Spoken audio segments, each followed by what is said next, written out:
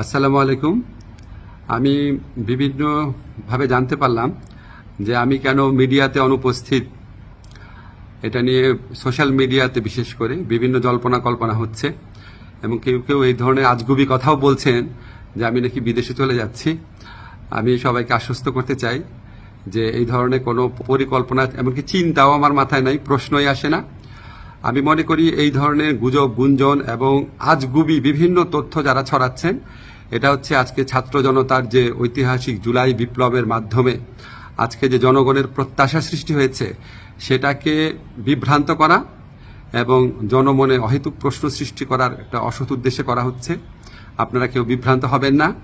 আমি কয়েকদিন আগেও পত্রিকাতে ইন্টারভিউ দিয়েছি, তবে এটা ঠিক আমি একটু মিডিয়াতে কম আসছি কারণ আমার অনেক কাজ এবং আমার কাছে মনে হয়েছে যদি আমার কার্যক্রমে যদি কোনো অগ্রগতি হয় সেটা আমি জানাবো। অহেতুক এখন তো আমি আর টক শো এর মানুষ না, এখন আমাকে কাজ করতে হবে, কাজটাতে বেশি কনসেন্ট্রেট করতে হবে।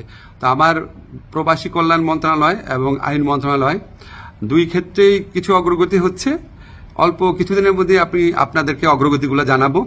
আর এই ধরনের গুজব গুঞ্জন যারা রটাচ্ছে তাদেরকে আমি অনুরোধ করব মিনিমাম ইনভেস্টিগেশন করে তারপর এগুলি বলেন, না হলে মানুষ তো আপনাদেরকে মিথ্যাবাদী ভাববে, ঠিক না? এগুলি করা উচিত না।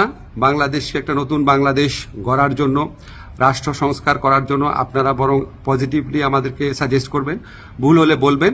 একদম সম্পূর্ণ আপনার আজগুবি, একদম অবিশ্বাস্য, অকল্পনীয় তথ্য এগুলি দেওয়া তো কোনো মানে হয় না। এটা এক ধরনের চরিত্র হননও।